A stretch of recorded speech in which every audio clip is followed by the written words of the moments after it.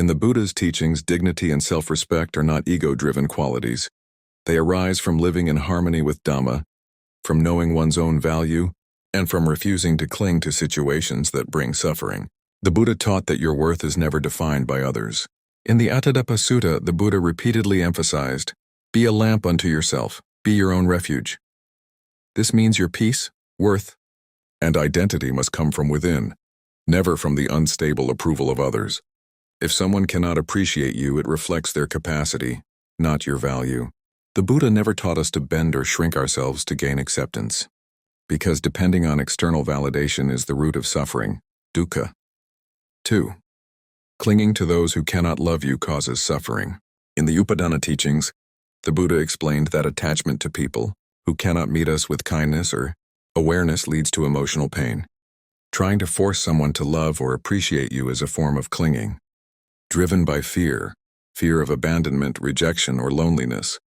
The Buddha taught, whatever you cling to, you will be bound by. When we cling to unhealthy relationships, we become bound to their instability, their moods, and their limitations. 3. Compassion does not mean self-sacrifice. The Buddha deeply encouraged compassion, karuna, but never at the cost of self-respect.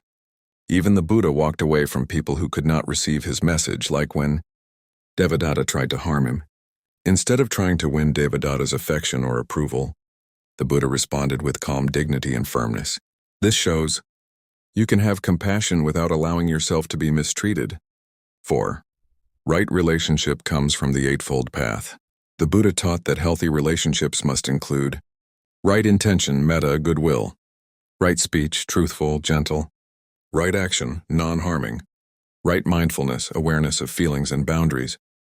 When a relationship consistently violates these qualities, staying attached to it erodes your dignity.